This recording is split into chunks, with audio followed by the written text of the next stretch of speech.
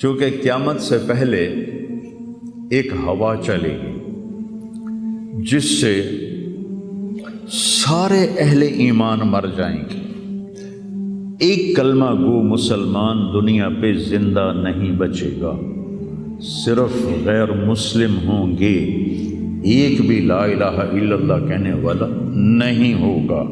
اور قیامت سے 30 سال پہلے، قیامت سے 30 سال پہلے بچے پیدا ہونے بند ہو جائیں گے کہ کسی بچے پر قیامت نہیں آئے گی۔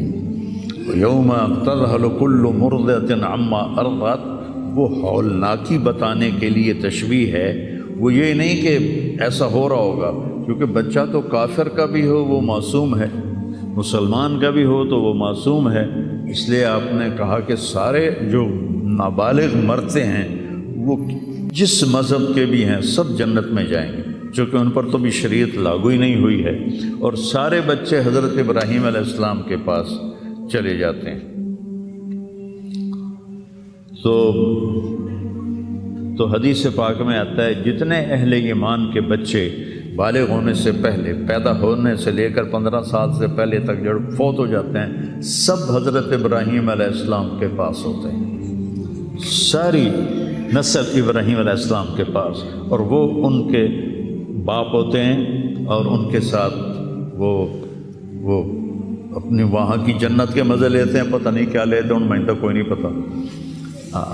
بس آپ نے اپنے بیٹے کے بارے میں فرمایا، حضرت ابراہیم رضی اللہ تعالیٰ عنہ علیہ السلام، چونکہ وہ ابھی ماں کا دودھ پیتے تھے، ان کا انتقال ہو گیا، تو آپ نے فرمایا اللہ تعالیٰ نے جنت میں ایک حور کو مقرر کر دیا ہے ابراہیم کو دودھ پلانے کے لیے، سبحان، اور کسی بچے کے بارے میں ایسی بات نہیں ہے۔ تو ڈران والی گل کوئی نہیں، ساڈو تے قیامت نہیں ہوندی، 30 سال پہلے بچے پیدا ہونے بند ہو جائیں گے، قیامت 30 اور 30 سے اوپر کی عمر کے لوگوں پر ہوگی، اور وہ جانوروں کی طرح ہوں گے، سڑکوں پہ زنا کریں گے، اور ہر انسانی جو اخلاق ہیں ان سے وہ خالی ہو جائیں گے، ان سے وہ خالی ہو جائیں گے۔ یہ امت کے اوپر امتحان ہے۔ ہمارا ایک ساتھی ہے وہاں کینیڈا میں، اس نے مجھے خواب سنایا کہ میں نے دیکھا کہ غزہ کے جتنے شہداء کے بچے ہیں وہ آسمان پہ تیر رہے ہیں، اور اللہ کے نبی ہر آنے والے کا استقبال فرما رہے ہیں۔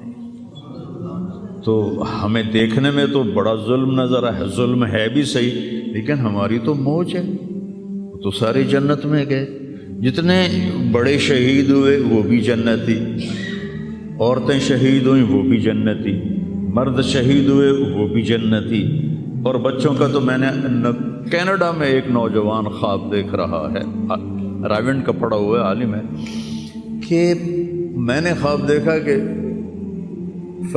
غزہ کے شہداء کے بچے آسمان پر تیر رہے ہیں، اور اللہ کے نبی ہر آنے والے بچے کا استقبال فرما رہے ہیں۔ ساڑی تو موج ہو گئی، ہمیں دیکھنے میں موت نظر آتی ہے، حقیقت میں دیکھو ایک ہوتا ہے کامیاب ہونا، اور ایک ہوتا ہے فتح پانا، ایک ہوتا ہے ناکام ہونا، اور ایک ہوتا ہے شکست کھانا۔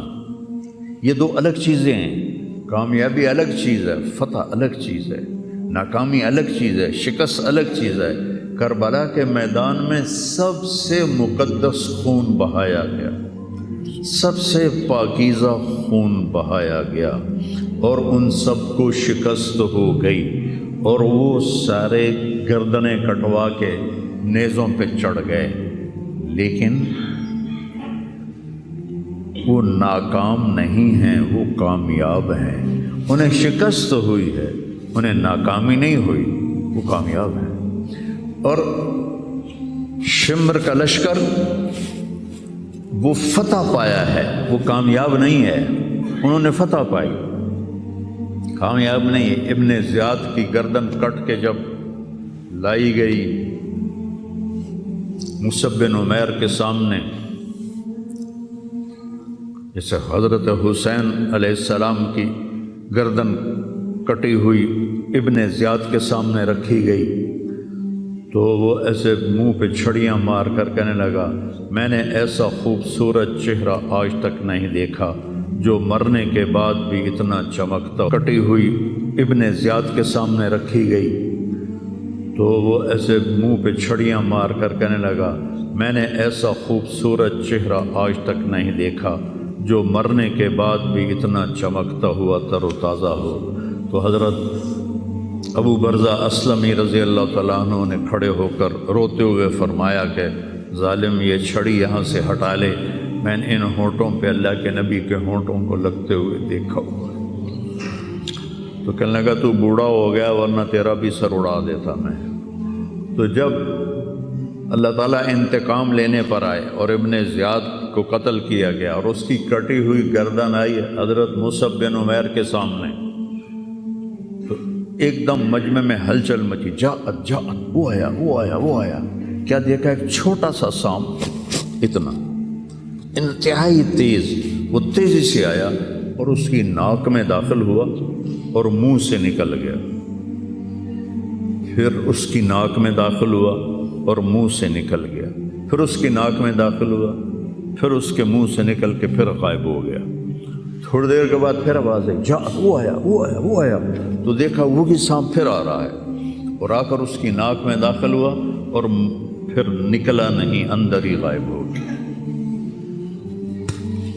فتح پائی ابن زیاد نے لیکن ناکام ہو گیا۔ شکست سکھائی امام حسین علیہ السلام اور ان کے 72 ساتھیوں نے، لیکن وہ کامیاب ہو گئے۔ جنگ سے پہلے آپ کو اونگ آ گئی تو آنکھ کھلی تو آپ ہنسنے لگے۔ حضرت زینب نے پوچھا یہ کوئی ہنسنے کا موقع ہے، کیوں ہنسے ہو؟ کہا خواب میں اللہ کے نبی ملے ہیں، کہہ رہے ہیں بیٹا میں تمہیں لینے کے لیے آ چکا ہوں۔ تو دیکھنے میں شکست ہوئی ہے لیکن وہ کامیاب ہیں۔ عمر بن سعد کو فتح ہوئی ہے، وہ ناکام ہے۔ عمر بن سعد کی کٹی ہوئی گردن بھی مختار کے سامنے رکھی گئی۔ اللہ تعالیٰ نے ایک کو زندہ نہیں چھوڑا، جتنے بھی قاتلین حسین تھے سب قتل ہوئے۔ حضرت عثمان کے قاتل سب طبعی موت نہیں مرے، سب ذلت کی موت مرے۔ تو بھائیو یہ امتحان کی جگہ ہے۔ اللہ اپنے نبی کی امت کے گناہوں کو دھونے کے لیے ایسے حالات لاتا ہے۔ سب آپ نے فرمایا جتنا مجھے ڈرایا گیا اتنا کسی کو نہیں ڈرایا گیا۔ تو میں بتا رہا تھا ارض فلسطین یہ دوسری مسجد جو زمین پہ بنی 40 سال کے بعد، وہ مسجد اقصیٰ ہے۔ 4000 نبیوں کے باپ اور میرے نبی کے دادا ابراہیم علیہ السلام اس سرزمین میں تشریف لائے، وہیں آرام فرما رہے ہیں۔ اسحاق علیہ السلام، یعقوب علیہ السلام، داؤد علیہ السلام، سلیمان علیہ السلام، یحییٰ علیہ السلام، زکریا علیہ السلام، یہ وہ نبی ہیں جن کا قرآن میں ذکر ہے۔ اس کے علاوہ بھی سینکڑوں نبی ہیں جن کے نام نہ تاریخ میں ہیں نہ قرآن میں ہیں، جو اس سرزمین کے اندر ہیں۔ یہ معاشر کی سرزمین ہے، یہ نبیوں کی سرزمین ہے۔ میرے نبی نے فرمایا ارض المنشر والمحشر، یہ محشر کی سرزمین ہے اور دوبارہ زمین سے باہر نکلنے کی سرزمین ہے۔ اور پہلا بڑا معرکہ روم اور صحابہ کے درمیان ہوا تھا فلسطین میں، اجنادین کے مقام پر، جو آج رملہ کہلاتا ہے۔ رملہ کے قریب یہ روم کی تعداد 90,000 تھی اور صحابہ کی تعداد 30,000 تھی، اور خالد ابن ولید رضی اللہ تعالیٰ عنہ وہ لشکر کے امیر تھے۔ اس وقت وہ عراق میں تھے۔ جب حضرت ابو بکر صدیق کو پتہ چلا کہ جو 18 دن کا تھا اور ایک راستہ تھا جس سے لوگ آتے جاتے تھے وہ 2 مہینے کا تھا، تو حضرت خالد نے فرمایا میں اس صحرا کو پار کروں گا۔ لوگوں نے کہا ہم بھوک سے مر جائیں گے، پیاس سے مر جائیں گے۔ کہا جس لشکر میں رافع ابن عمیرہ ہو وہ لشکر ہلاک نہیں ہو سکتا۔ آئے اشاق گئے وعدہ فردہ لے کر، اب انہیں ڈھونڈ چرا کے رخ زیبا لے کر آئے تھے کچھ لوگ جو اللہ کو راضی کر کے دوستی لگا کے دکھا گئے، کب اپنی آنکھوں سے ڈھونڈ چرا کے رخ زیبا، تمہیں نظر کوئی نہیں آئیں گے، مرد نظر آئیں گے، انسان کوئی نہیں نظر آئے گا، عورتیں نظر آئیں گی، انسان کوئی نہیں نظر آئے گا۔ تو فرمایا جس لشکر میں رافع ہو وہ لشکر ہلاک نہیں ہو سکتا۔ انہیں فرمایا ہمارے پاس پانی کا بڑا ذخیرہ ہے، ہم ہلاک نہیں ہوں گے، نہیں، ہمارے پاس رافع ہے، اور وہ شخص ہے جو کہے گا اللہ کرے گا۔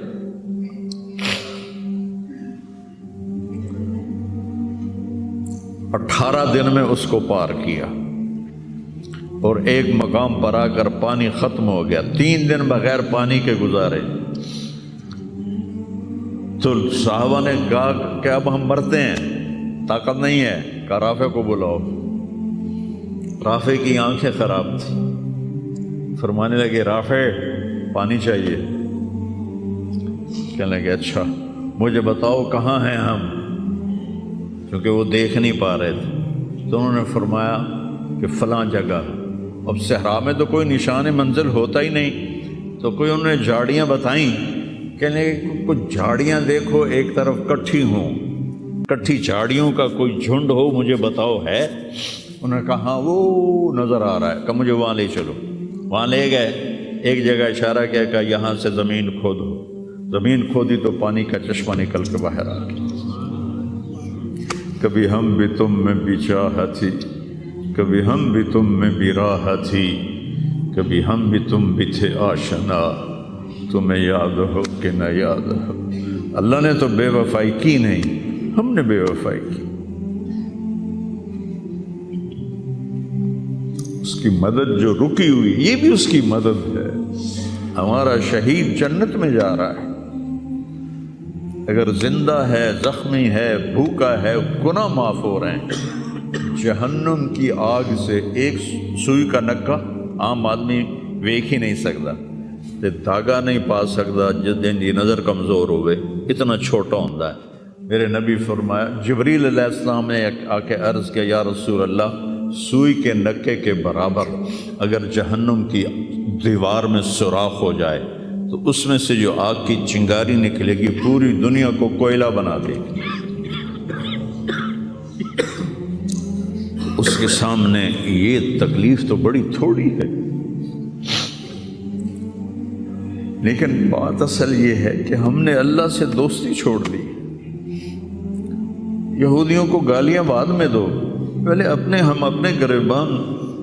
تجھے کیوں فکر ہے اے گل دلے صد چاک بلبل کی، تو اپنے پیرہن کے چاک تو پہلے رفو کر لے۔ کتنا جھوٹ بولا جا رہا ہے، کتنے جھوٹے مقدمے ہیں، کتنی والدین کی نافرمانی ہے، کتنے گھریلو ناچاکیاں ہیں، کتنا سود چل رہا ہے، کتنا شراب کے ٹھیکے چل رہے ہیں، کتنے لوگ نمازیں چھوڑ چکے ہیں۔ صرف حکمرانوں کو میں کیا گلا دوں، آج ہم سارے اس حمام میں ننگے ہیں۔ تو یہ اللہ کی رحمت ہے، اگر کسی کو اللہ نے اس امت کو اگر دنیا میں وہ جھٹکے دیتا ہے۔